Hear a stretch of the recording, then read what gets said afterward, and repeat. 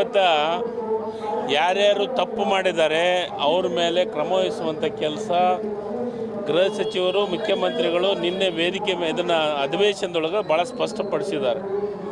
ಇವತ್ತು ಯಾರ್ಯಾರು ತಪ್ಪು ಮಾಡಿದ್ರೆ ಅವ್ರನ್ನ ಅರೆಸ್ಟ್ ಮಾಡಲೇಬೇಕು, ಕಾನೂನು ಪ್ರಕಾರ ಕ್ರಮವನ್ನು ತೆಗೆದುಕೊಳ್ಳಲೇಬೇಕು. BJP ನೋಡ್ರಿ, BJP ಅವರು ನಮ್ಮಲ್ಲಿ ಒಂದು ಉತ್ತರ ಕರ್ನಾಟಕದಾಗ ಒಂದು ಶಾಸ್ತ್ರ ಐತೆ, ಎರ್ಕಣ್ಣವ್ರು ಬಿಡು ಡಕ್ಕಣ್ಣವ್ರು ಅಂತಾರೆ. ನಮ್ದು ಅವ್ರ ತಲೆಯಲ್ಲಿ ಎಣ್ಣೆ ಸ್ವಲ್ಪ ನಮ್ಮ ತಲೆ ಮ್ಯಾಗ ಬೀಳಲಿ ಅನ್ನೋರು. ಇದೆಲ್ಲ ಮಾಡೋದು ಬೇಕಾಗಿಲ್ಲ. ಕಾನೂನು ಪ್ರಕಾರ ಕಾನೂನು ವಿಚಾರದೊಳಗೆ ಏನೇನು ಕೆಲಸವನ್ನು ಮಾಡಬೇಕಾಗೈತೆ ಅದನ್ನು ಮಾಡೇ ಮಾಡ್ತೈತೆ. ಗೃಹ ಮಂತ್ರಿಗಳು ಹೇಳಿದ್ದಾರೆ ಸ್ಪಷ್ಟವಾಗಿ, ಮತ್ತು ಅದರ ಜೊತೆಗೆ ಮುಖ್ಯಮಂತ್ರಿಗಳು ಹೇಳಿದ್ದಾರೆ. ಅದಕ್ಕೆ ಕಾನೂನು ವಿಚಾರದೊಳಗೆ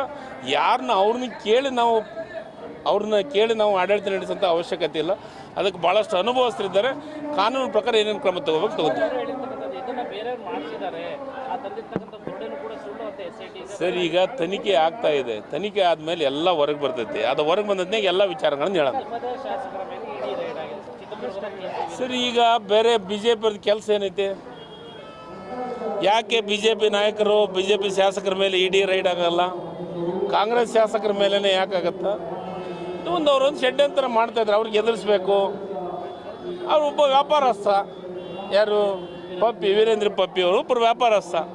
ಸಹಜವಾಗಿ ಅವ್ರನ್ನ ಎದುರಿಸ್ಬೇಕು. ಎದುರಿಸಿ ಮುಂದಿನ ರಾಜಕೀಯದೊಳಗೆ ತಮ್ಮದೇನಾದರೂ ಬೆಳೆ ಬೇಯಿಸ್ಕೋಬೇಕಂತ ಪ್ರಯತ್ನವನ್ನು ಮಾಡ್ತಾರೆ.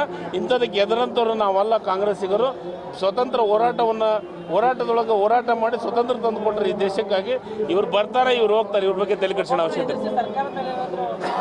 ಅವ್ರದ್ದೆಲ್ಲ ಪ್ಲಾನ್ ಇದೆ. ಅಂಥ ಪರಿಸ್ಥಿತಿ ಬರೋಂಗಿಲ್ಲ. ಅಂಥ ಪರಿಸ್ಥಿತಿಯೊಳಗೆ ಅವಶ್ಯಕತೆಯೂ ಇಲ್ಲ. ಕೆಟ್ಟ ಹೆಸರು ತರೋದಲ್ಲ. ನಾವು ಭಾಳ ದೊಡ್ಡವರು. ED ಮತ್ತು CBIನ ತಮ್ಮ ಕೈಗೊಂಬೆ ಆಗಿ ಕೆಲಸವನ್ನು ಮಾಡಿಸ್ತಾ ಇದ್ದಾರೆ. 100ಕ್ಕೆ 100.